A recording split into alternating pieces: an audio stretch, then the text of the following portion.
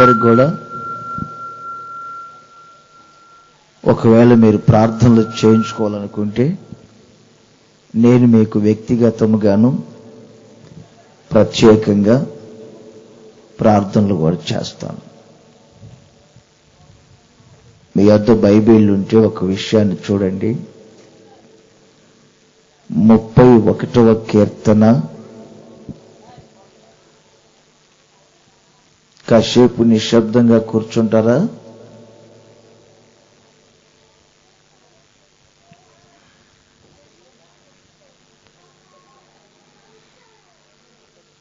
రెండో వాక్యములో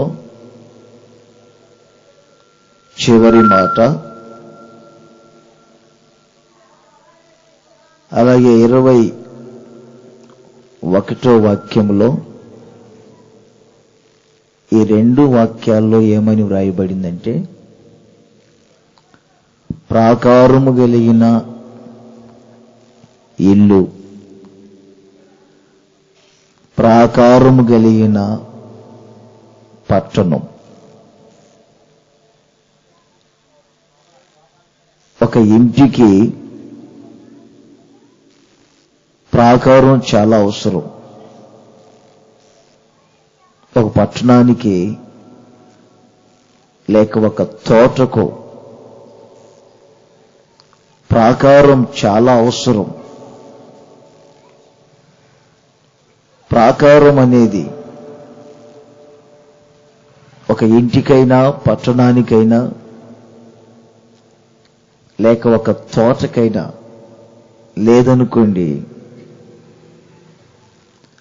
ఆ తోట తోటగా ఉండదు. మీరు తర్వాత చదువుకోండి, ఇంటికి వెళ్ళి 80వ కీర్తనలో వ్రాయబడింది, అడవిలో ఉన్నటువంటి పశువులు ఓ పొలంలో ప్రవేశించాయి. ఎక్కడో పొలాల్లో ఉండవలసిన క్రూర జంతువులు, పందులు పొలంలో ప్రవేశించాయి. ఆ పొలంలో ఉన్నటువంటి పంటంతటిని పాడు చేశాయి. అక్కడ నేను చదువుతూ ఉంటే, అడవిలో ఉన్న పశువులు, క్రూర మృగాలు ఆ పొలంలో ప్రవేశించుటకు కారణం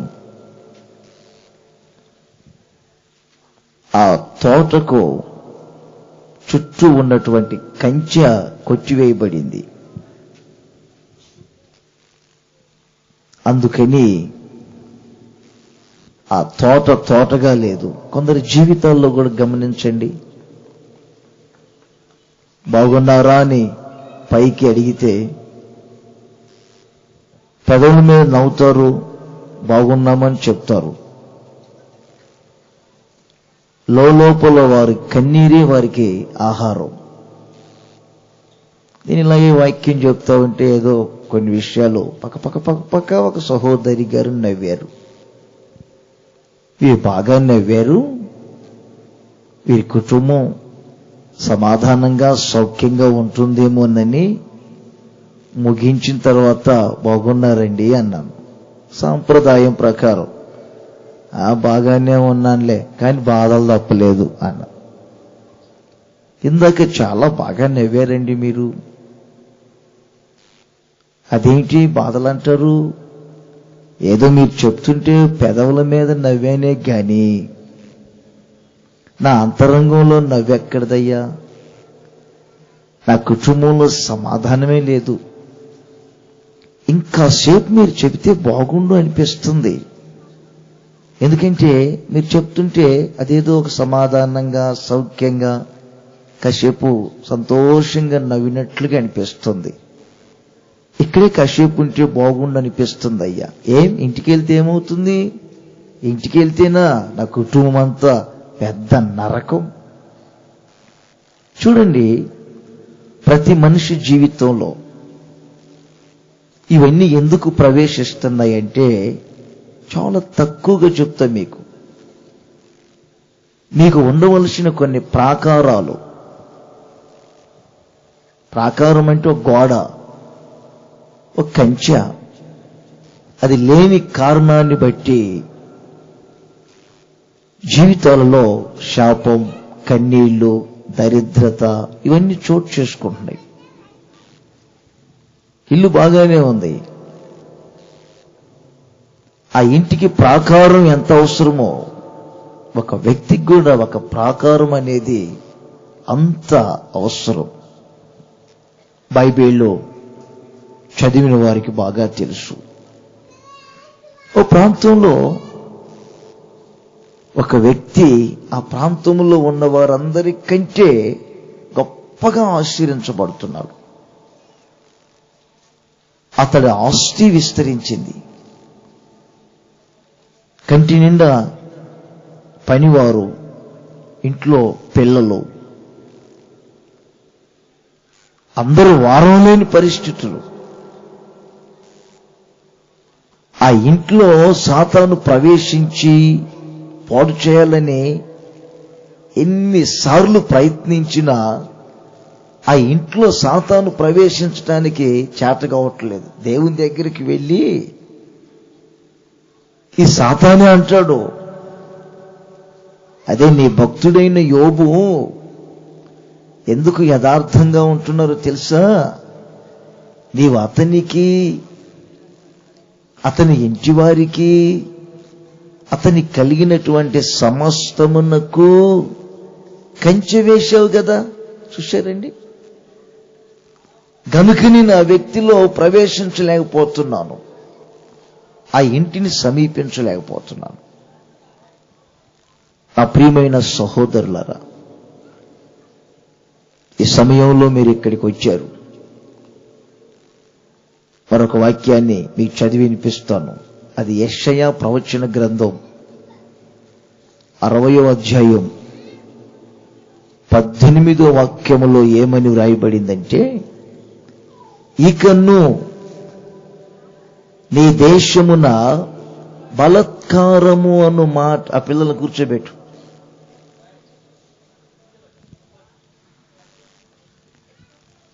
ఇకను నీ దేశమున బలత్కారము అను మాట వినబడదు.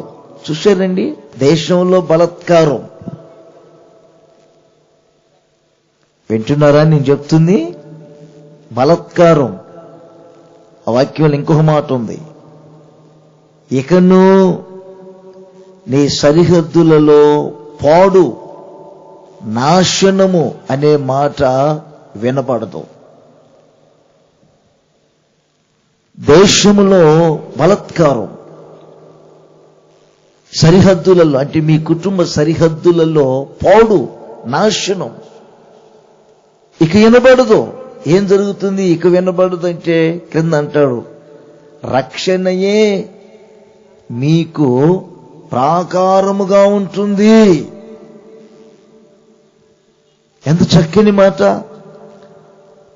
అంటే ఒక వ్యక్తిలో నాశనము, పాడు, ఈ బలత్కారం ప్రవేశించకుండా ఒక వ్యక్తి పొందినటువంటి రక్షణ ఆ వ్యక్తికి ప్రాకారంగా ఉంటుంది.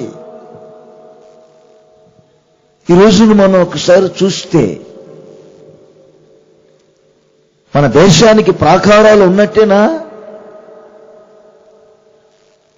మిలిటరీ సైన్యం సరిహద్దుల్లో నిలిచే ఉంటుంది. ఎలా ప్రవేశిస్తుంది మన దేశంలో? నాశనం. ఉదయం లేచి 4 మాటలు విందాం ఎవరి నోటైనా అంటే వినబడే మాటలేమిటి? యాక్సిడెంట్లో చనిపోయారని, అక్కడక్కడ భూకంపాలని, సునామీలని, భయంకరమైనటువంటి బాంబులు, ఒకరిని ఒకరు పొడుచుకొని చనిపోవటం, ఆడపిల్లలు ఒంటరిగా వెళ్తా ఉంటే కిడ్నాపులు చేయటం, ఆస్తుల గొడవలు, భయంకరమైనటువంటి నాశనం రాష్ట్రాలలో ప్రవేశిస్తుంది. భయంకరమైన బలత్కారం, పాడు, ఇవన్నీ వినపడుతున్నాయి.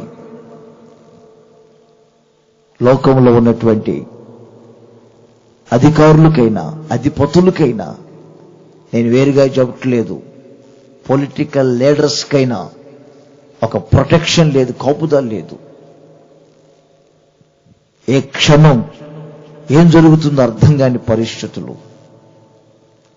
కొన్ని పర్యాయాలు మనం ఆలోచన చేస్తా ఉంటే తుపాకీలైనా పోలీస్ ప్రొటెక్షన్ అయినా ఏం చేయలేని పరిస్థితులు. మనిషిని మరణం ఆ విధంగా సమీపిస్తుంది. ఆ పాడు దరిద్రత కుటుంబాల్లో చోటు చేసుకుంటుంది. దీనికంతటికీ ఒక ప్రబలమైన కారణం ఉన్నది. ఏ వ్యక్తి అయితే యేసు క్రీస్తును నమ్ముకొని ఆ వ్యక్తి రక్షణ పొందుతారో, ఆ రక్షణ పొందినటువంటి వ్యక్తికి తాను పొందిన రక్షణే ఒక ప్రాకారముగా ఉండి ఆ వ్యక్తిలో ఈ నాశనము ఇలాంటి ప్రవేశించకుండా కాపాడుతుంది. ఇలాగే ఒక ఇల్లు ఓపెనింగ్ చేశానండి, మీరే వచ్చేయాలంటే నేనే వచ్చి చేశాను. విన్నారా? చాలా బాగా శృంగారంగా కట్టారు, చేశారు. 3 నెలల తర్వాత నేను ఒక ఇల్లు ఇక్కడ ప్రారంభోత్సవం చేశాను కదా అని కారులో వెళ్తా ఆగి లోపలికి వెళ్తే, మీకు చెప్పొచ్చో లేదో, సెల్ఫుల్లో అన్ని బ్రాందీ సీసాలు పెట్టారు. టేబుల్ మీద అన్ని సిగరెట్ పెట్టలు, అగ్గిపెట్టెలు పెట్టారు. ఆ ఇంట్లో టీవీలో అన్ని అర్ధనగ్నంతో ఎగురుతున్న బొమ్మలు చూసుకుంటూ కూర్చున్నారు పిల్లలు. అయ్యి బాబోయ్, నేను ప్రారంభోత్సవం చేసేమో ఈ ఇంటికి యేసయ్య అధిపతిగా ఉంటారు, నాయకుడిగా ఉంటారు అని నేను ప్రార్థన చేస్తే, ఈ ఇంట్లో యేసయ్య ఉన్నారా, బ్రాందీ సీసాలు ఉన్నాయా? ఇదేంటి అంతా మారిపోయింది? నాకే అర్థం కాని పరిస్థితులు. నేను అక్కడికి చెప్పా ఇంటి ఆమెకి, ఇవి మంచి కాదు, తగవో దేవుని బిడ్డలకు. అపవిత్రత ప్రవేశించినప్పుడే అపవిత్ర ఆత్మలు ప్రవేశిస్తాయి. బాగా నేను చెప్తుంది, ఎవరి నోట అబద్ధం ప్రారంభమవుతుందో అక్కడే ఈ నాశనం, ఈ పాడు, ఈ దరిద్రత అంతా చోటు చేసుకుంటుంది. విత్తింది ఒక విత్తనం అయితే పంట మరొక విత్తనం ఎలా వస్తుంది? నేను వచ్చేం ప్రారంభోత్సవం చేశాను, మీరేం ఇలా చేశారు, జాగ్రత్త పడండి, నా మాట వినండి అని.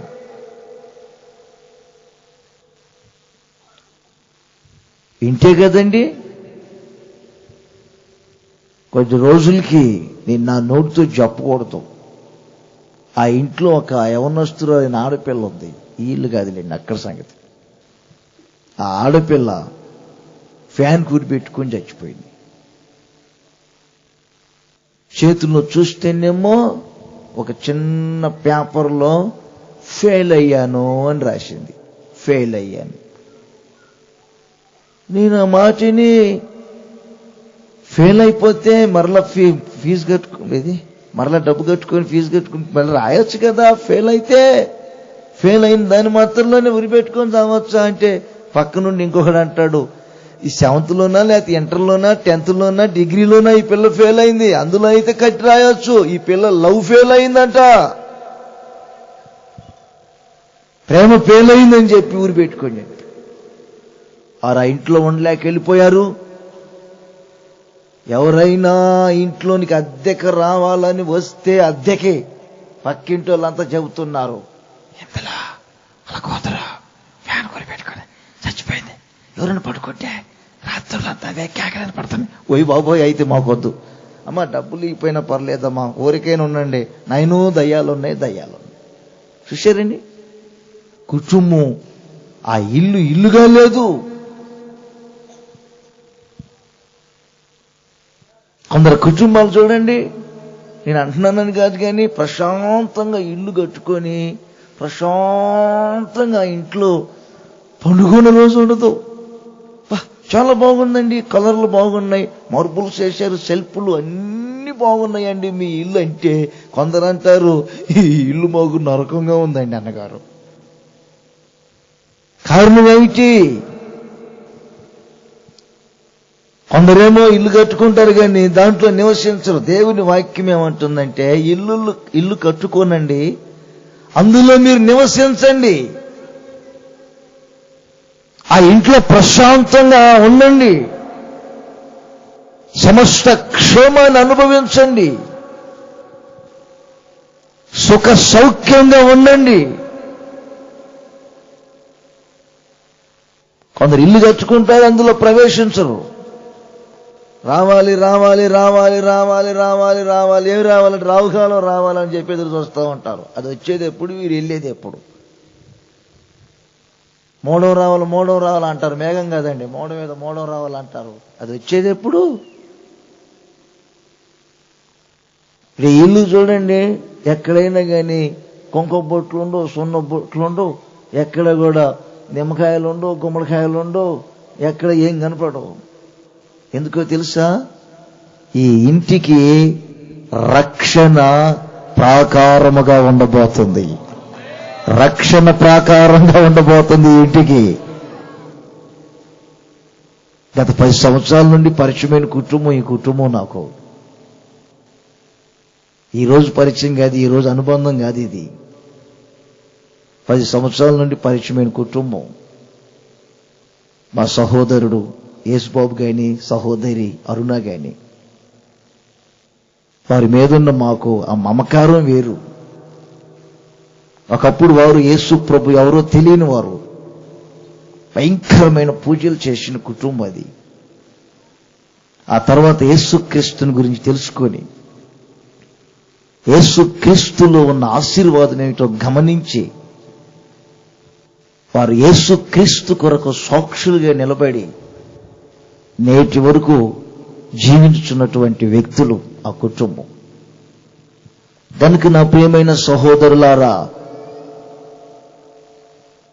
చాలా కొద్ది మాటలతోటే ఈరోజు ముగిస్తున్నా. నాశనము, పాడు, బలత్కారం రాకుండా ఉండాలని మీరు రకరకాల ప్రయత్నాలు చేయొచ్చు. ఎన్ని ప్రయత్నాలు చేసినా గాని మీ ప్రయత్నాలన్నీ విఫలం కావటం తప్ప సఫలం కావు అనే సంగతిని గుర్తించండి. ఒక ప్రాంతంలో ఒక వ్యక్తి ఉండేవారు. ఆ వ్యక్తి చాలా అన్యాయమైన పనులు చేసి బాగా సంపాదించుకున్నాడు.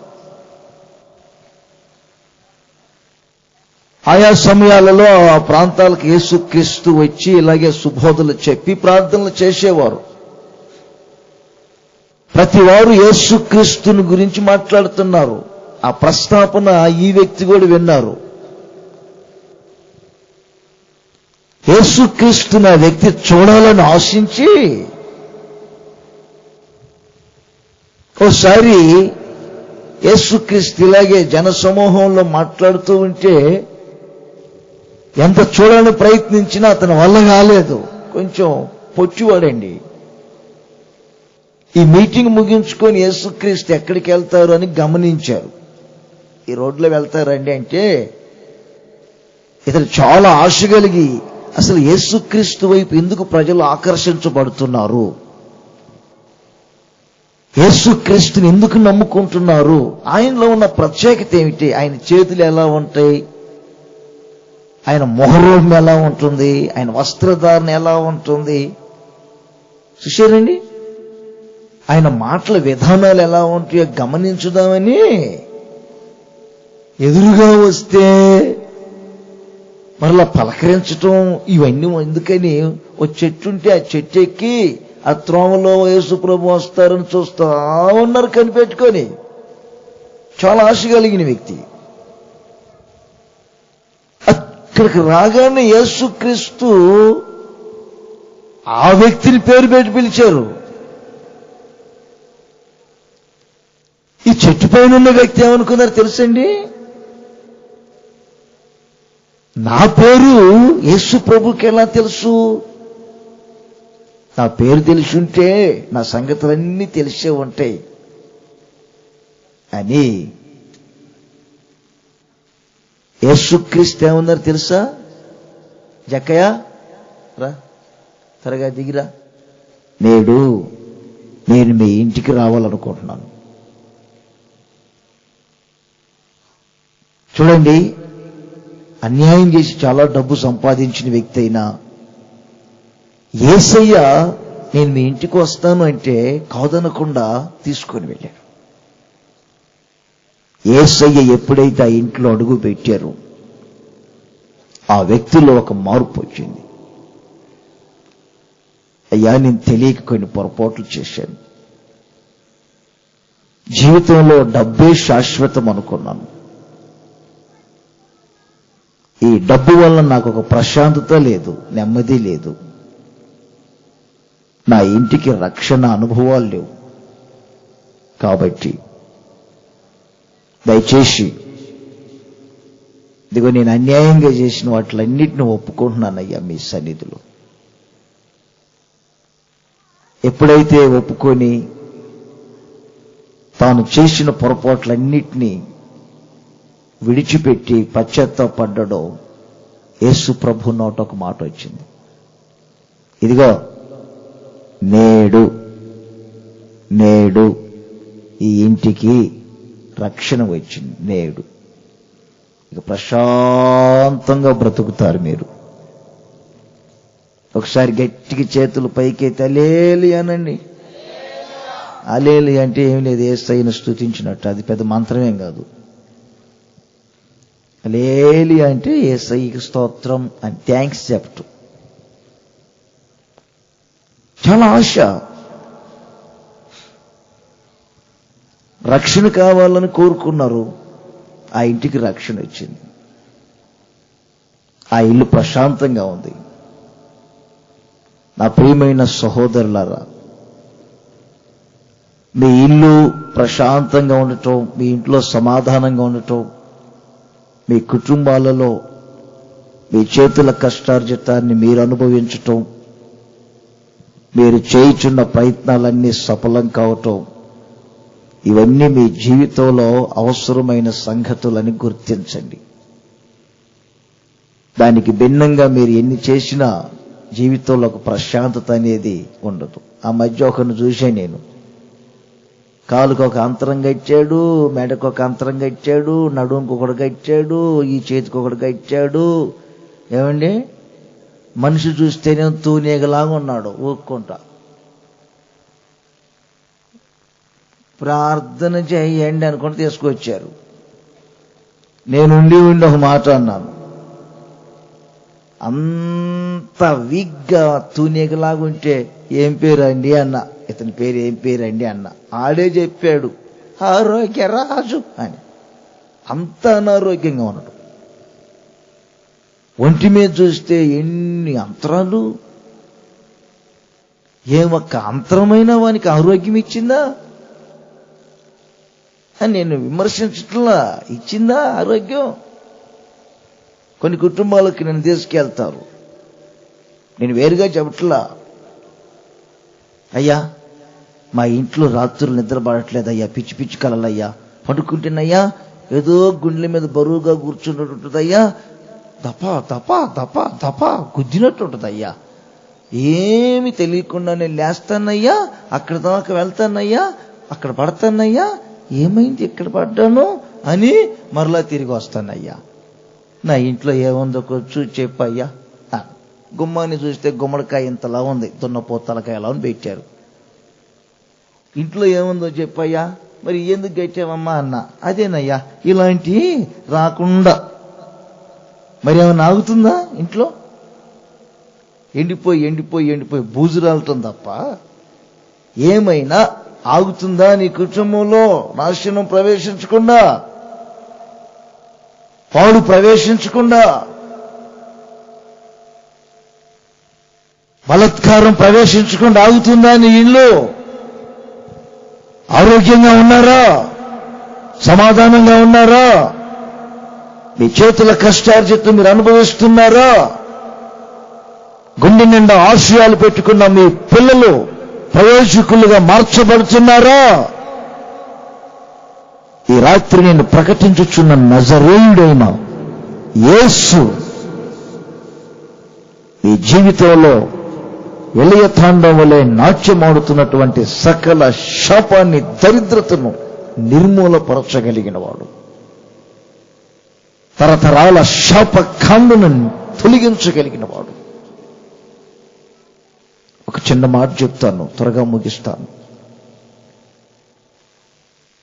ఓ ప్రాంతంలో యేసు ప్రభుని ఎరగని ఒక వ్యక్తి ఉండేవారు. ఒక ఇద్దరు దైవజనులు ఆ ఊర్లోనికి వచ్చారండి.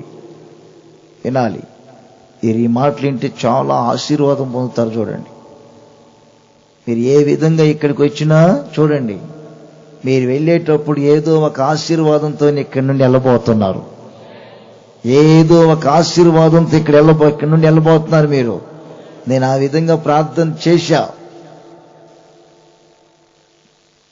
మీరు నిశ్శబ్దంగా 4 మాటలేనండి. మీరు ప్రార్థన చేయించుకొని వెళ్ళండి. ఇక ఇంటికి వెళ్ళిన తర్వాత చూడండి, మీ కుటుంబంలో మార్పు రాకపోతే అడగండి. కాసేపు మీరు వాక్యం విని ప్రార్థన చేయించుకుంటే, ఇక్కడికి వచ్చిన తర్వాత కాసేపు అరగంట లేట్ అయినంత. ఒక ఆయన ఇదే పనిలో ఉన్నారు. ఒక మీటింగ్కి వెళ్తే, ఈయనకి ఏమన్నా కొక్కెర రోగం వచ్చిందా ఏంటి? కోడికి రోగం వచ్చినప్పుడు గుండ్రగా తిరిగి పడుతుందిలేండి. ఇలా చూసుకుంటామంటే ఈయనకి ఏం రోగం వచ్చిందని నేను అయిపోయిన తర్వాత చేయి పెట్టి ఏసు రక్తం, ఏసునామలు అంటున్నా. ఏంటండి చేపట్టుకున్నారు అన్నాడు. ఆ ప్రారంభం నుండి చూస్తున్నాను, మీరు ఇలా అంటున్నారు, చెయ్యికి ఏమైనా రోగం ఉందేమని చేస్తున్నానులే అన్న నేను. ఆహా కాదండి, మరి ఎందుకు ఇలా అన్నారు? మీరు ఎప్పుడు ముగిస్తారా అని టైం చూసుకుంటున్నాను. అంత అవసరమా? కడుపు జానడు పొట్ట కొరకు పుట్టిన దగ్గర నుంచి పెరిగిన ఇంతవరకు జానడు పొట్ట కొరకు ఎన్ని బస్తాలు బియ్యం తిన్నాం, ఎన్ని కందిపప్పు తిన్నట్టు. ఒక్క పూట కొంచెం ఆలస్యమైతే అంత అవసరమా? నిద్ర అంత అవసరమా? ఎన్ని రోజులు నిద్రపోవట్లేదు, ఎంత తిన్నా ఎంత నిద్రపోయినా అదే జీవితం. ఇలాంటి ప్రశాంతమైన సమయంలో ప్రశాంతమైన 4 మాటలు వింటే జీవితంలో ఒక ఆశీర్వాదం కలుగుతుంది. నేను కూడా ఒకప్పుడు తెలియక ఇలా మీటింగులు పెడితే అల్లరి చేసినవన్నీ. నా పేరే నాగరాజు. ఇక నా హిస్టరీ అంత ఎక్కడ చెప్పేయండి మీకు. నా కథ అలాంటిది. తెలంగాణ గడ్డ మీద పుట్టి పెరిగి ఏమండి 50 మంది యవనస్తులను ఎంట పెట్టుకుని ఎర్ర చొక్కాలు గుర్తించి ఓ పార్టీలకు జైలని పలికిన వ్యక్తిని ఇప్పుడు చూడండి బుద్ధిగా యేసు ప్రభు గురించి చెప్తున్నా. కారణం ఏంటంటే ఆయనలో నేను అనుభవించిన ఆశీర్వాదాలు ఎన్నో ఉన్నాయి. ఒకప్పుడు ఇలా రోడ్ల మీద వెళ్తుంటే మమ్మల్ని చూసి అందరూ పారిపోయేవారు. అబ్బో అల్లరి పిల్లలు వస్తున్నారు కుర్రోళ్ళని. ఇప్పుడు నేను బయలుదేరి వస్తుంటే లక్షల మంది ప్రజలు ఎదురు చూస్తున్నారు. నా దేవుడు ఆ విధంగా నన్ను ఆశ్రయించాడు. నన్ను గురించి నేను చెప్పుకోవటం కాదు, కానీ దేవుడు అలా నన్ను ఆశ్రయించాడు. యేసయ్య. సామెతల గ్రంథంలో ఒక్క మాట చెప్తాను, ముగిస్తాను. ఒక్క మాట చెప్పి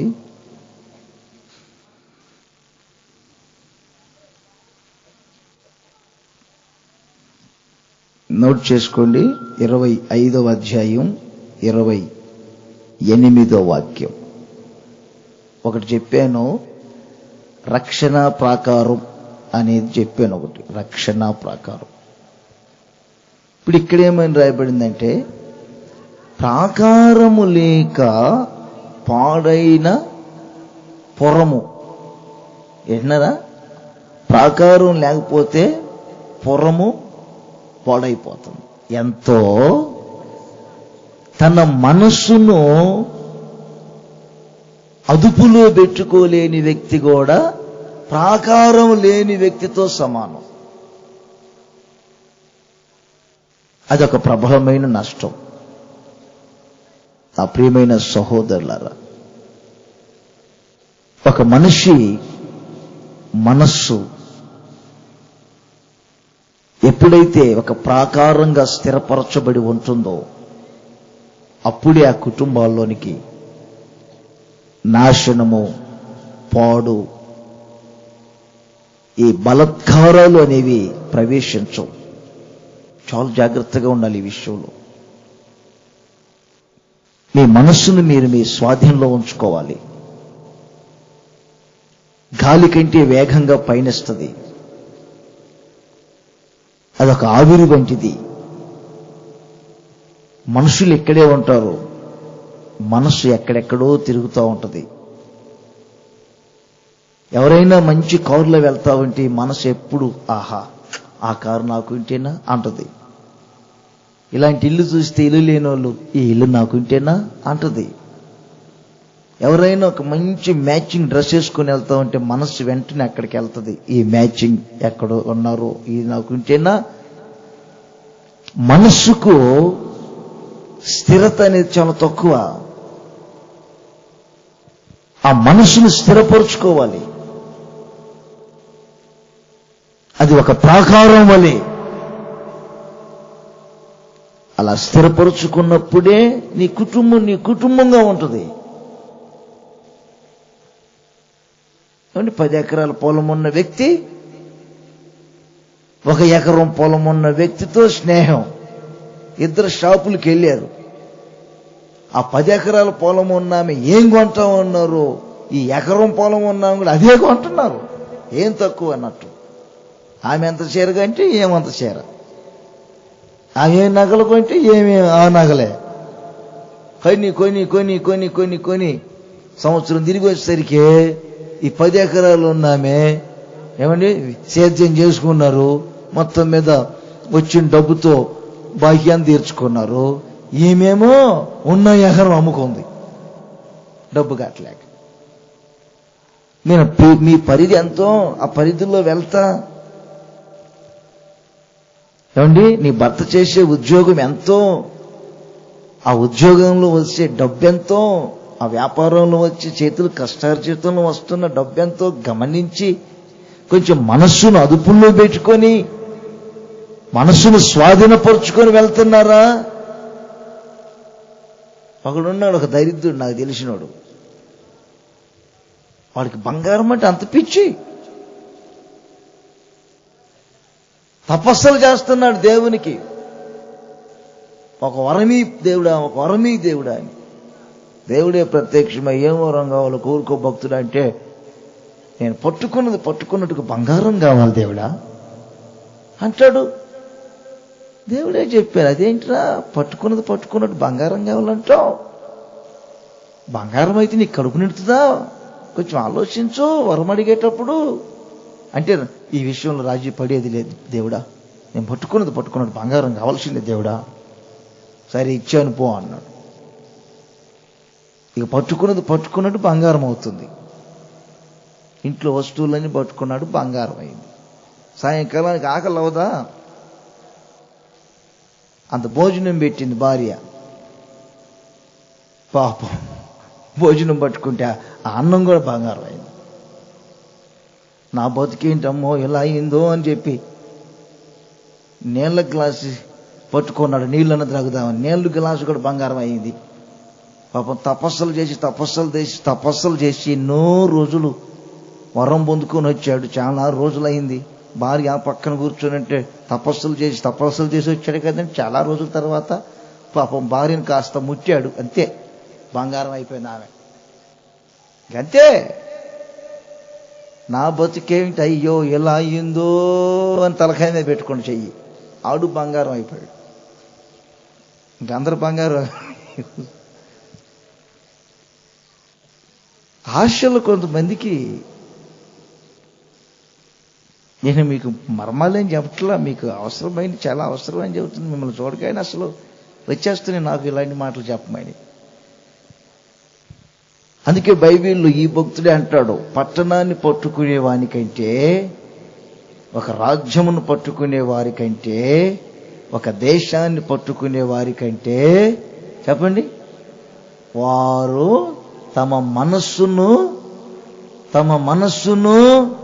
అదుపులో ఉంచుకున్నవారు, స్వాధీనంలో ఉంచుకున్నవారు శ్రేష్ఠులు. సొలొమోను భక్తుడే అంటాడు ఈ మాటలో, పట్టణాన్ని పట్టుకునే వ్యక్తి కంటే ఒక మనస్సును స్వాధీనంలో పరుచుకున్నవారు శ్రేష్ఠుడు.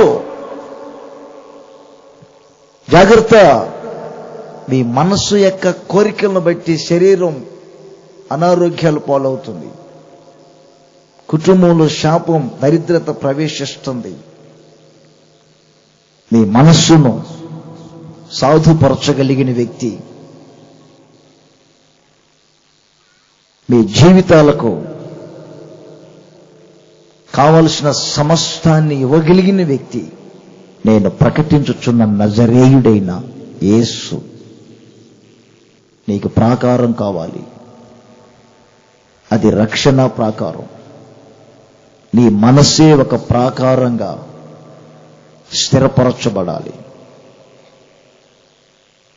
అప్పుడే మీ కుటుంబాలుగా ఉంటాయి. మనస్సును మార్చుకోండి. యేసయ్య ఎవరో గమనించండి. యేసయ్యలో ఉన్నటువంటి సకల ఆశీర్వాదాలని మీరు అనుభవించండి. మీ శరీరాలకు ఒక ఆరోగ్యాన్ని, మీ భార్యాభర్తల మధ్యలో ఒక ప్రేమ అనుబంధాన్ని, గుండె నిండా ఆశయాలు పెట్టుకున్నటువంటి మీ పిల్లల జీవితాలను మీ కళ్ళ ముందు అలా ఆశీర్వాదకరంగా మార్చి, వారి చదువుల్ని అభివృద్ధి పరిచి, సాంప్రదాయ పద్ధతుల్లో మీ పిల్లలను పెంచి ప్రయోజకులుగా మార్చగలిగిన దేవుడు నేను ప్రకటించుచున్న నజరేయుడైన యేసు. యేసు కులకర్త కాదు, ఆయన మతకర్త కాదు, ఆయన విప్లవకారుడు కాదు, రాయి కాదు, చెట్టు కాదు, మాట్లాడని మోగబొమ్మ కాదండి.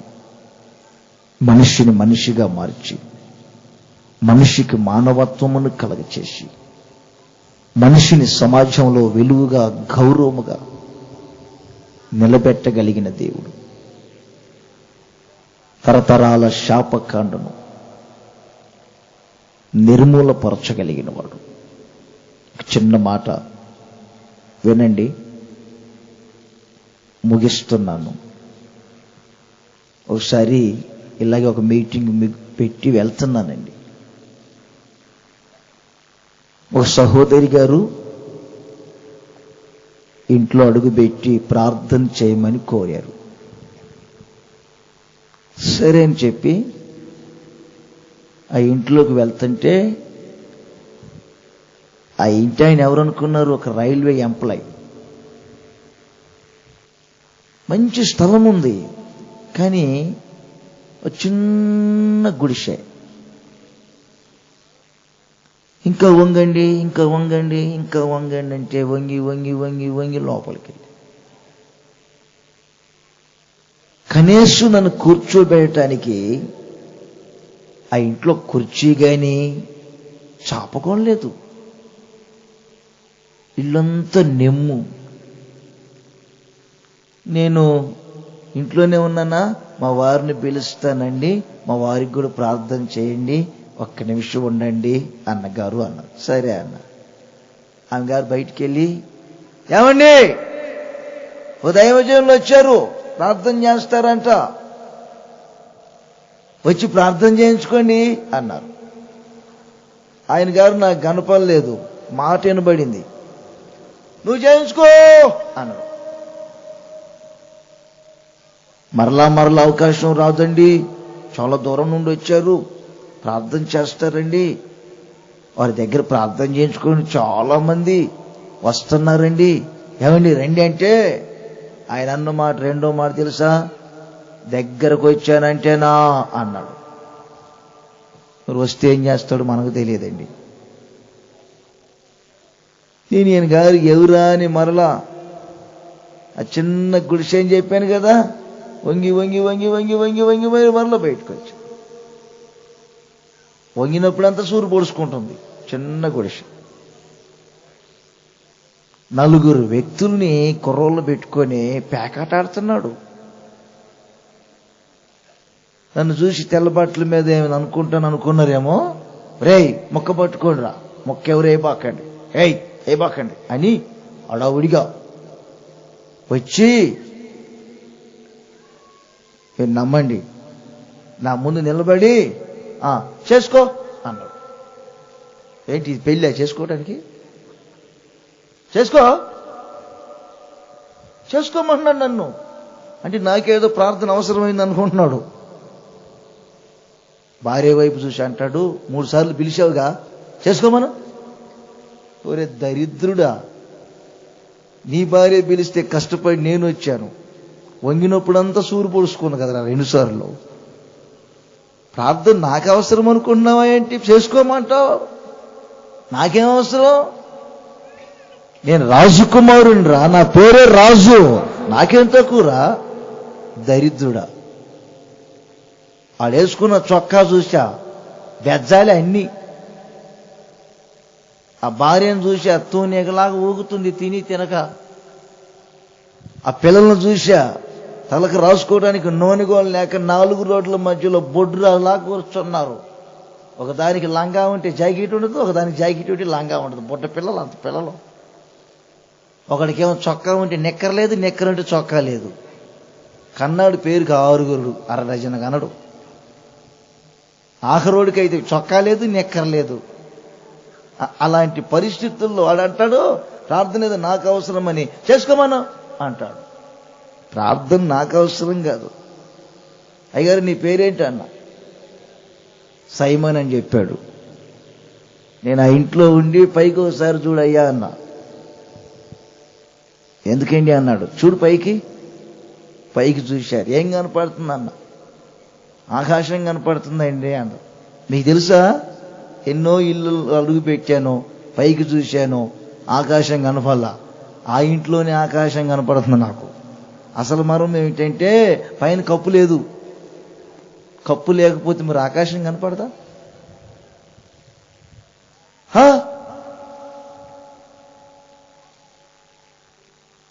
నేను చెప్పాను, మనసు మార్చుకో. నీ ప్రక్క ఇంటి వారు ఎలా ఉన్నారో నా మాటను, సైమాన్ నీ భార్య తిని తినక చూడు, నీ పిల్లలు చూడు, నా మాటను ఒక్క నిమిషం నువ్వు మనసు మార్చుకో, యేసై నీ కుటుంబాన్ని ఆశీర్వదిస్తారని చేతులు పెట్టి ప్రార్థన చేశారు. ప్రార్థన చేసేటప్పుడు కొంచెం గద్దించావు. ఏదో సాతాను శక్తులు పట్టినట్టుంది. వేస్తున్నామోలా అన్న అని పడ్డాడు కింద. నేను వెళ్ళానండి. ఆ తర్వాత 4 వచ్చి లేపుతున్నారు, మొక్కరా, ఒరే పేక మొక్కరా అని. వారు పక్కనే ఉంటారు పేక పట్టుకొని. 3 నెలల తర్వాత అక్కడెక్కడో మీటింగ్ జరుగుతుంటూ వచ్చాను. ఈ కుర్రోడే వచ్చాడు, సైమన్. జేబులో చేయించాడు. నేను గుర్తున్నానా అన్నాడు. ఎవరో చెప్పు అన్న. సైమన్ అన్నాడు. నాకు చాలా మంది సైమన్లు ఉంటారు లేరా బాబు. కైకలూరులో సైమన్ ఉన్నాడు, ఆకివీళ్ళలో ఉన్నాడు, అటు వెళ్తే భీమవరం ఉన్నాడు, ఇటు వెళ్తే రాయలసీమలో ఉన్నాడు. చాలా మంది ఉన్నారు నాకు సైమన్లు. అంటే వాడికి ఏం చెప్పాలో అర్థం కాక, ఆకాశపు సైమన్ అండి అన్నాడు. ఏది? ఇంటిపైన కప్పు లేని సైమన్. ఓహో నువ్వా ఇంటిపైన కప్పు లేని సైమన్, ఏంటి సంగతి, బాగున్నావా అన్న? మీరు ఈ రోడ్లోనే వెళ్తున్నారు కదా, మా ఇంటికి రావాలన్నాడు. ఎందుకో అన్న? రావాల్సిందే అన్నాడు. సరే అడుగుతున్నాడు కదా అని మరలా లోపలికి వెళ్ళి ఒక్కసారి పైకి చూశానండి. ఎందుకో? మరలా ఎక్కడ నక్షత్రాలు కనపడుతాయోనని. ఆయన అంటాడు, ఇప్పుడు నక్షత్రాలు కనపడవలే అన్నాడు. ఏమంటే ఆ రోజు మీరు ప్రార్థన చేశారా? అప్పటి నుండి త్రాగుడు పేకాట 2 మానాను. నా మనస్సును మార్చుకున్నాను. చూశారండి? పిల్లలకి చక్కని బట్టలు గుర్తిచ్చాడు. 3 నెలలకే భార్య తిన్నట్టుంది, తూనెకలాగుండేది కొంచెం లావు అయిపోయింది. ఆ రోజు కూర్చోడానికి చాపకం లేదా? కుర్చీలు, టేబుళ్ళు అంతా మార్పు వచ్చింది. నీ మనస్సు అనే ప్రాకారం కట్టబడితే విన్నరా, నీ మనస్సు కంట్రోల్లో ఉండదు. కొంతమంది బుద్ధి చూడండి, ఏ ఇంటికి వెళ్ళొద్దు అనుకుంటారో ఆ ఇంటికి వెళ్తారు, ఎవరితో మాట్లాడద్దు అనుకుంటారో వారితోటి మాట్లాడతారు. ఈ మనస్సు కంట్రోల్ లేనప్పుడే సమస్యలు. నీ మనస్సును ప్రాకారంగా స్థిరపరుచుకో, నీ మనస్సును కట్టుకో ఒక గోల్లాగా. నీ మనస్సు అనే ప్రాకారం స్థిరపరచబడితే నీ బ్రతుకు బ్రతుకుగా మారుతుంది, నీ కుటుంబం కుటుంబంగా ఉంటుంది. ప్రాకారం కలిగిన వ్యక్తిగా ఉండాలి. నా ప్రియమైన సహోదరులారా, నేను ఎక్కువగా మీతో దేవుని వాక్యం పంచుకోవటానికి నాకు సమయం లేదు. ఇప్పుడు నాకంటే కూడా మీకు అర్జెంట్ అవసరాలు ఉన్నాయి. ఎందుకంటే మీరు ఇంటి దగ్గర ఏదో అలా వెళ్ళి వస్తామని చెప్పి వచ్చారు. నాకు తెలుసు మీకు కంగారు ఏమిటో. మీకు ఒక పక్కనే వినాలనిపిస్తుంది, బాగా ఆశ ఉంది. కానీ ఇంటి దగ్గర పరిస్థితి చూస్తేనేమో రెండింటి మధ్య మీరు చిక్కుబడి ఉన్నారు. అందుకని మీ మధ్య నేను ఇప్పుడు చిక్కుబడి ఉన్నాను, ఏం చేయాలో అర్థం కాక. అందుకని కనీసం ఒక చిన్న పాటను పాడి ముగిస్తాను. పాడమంట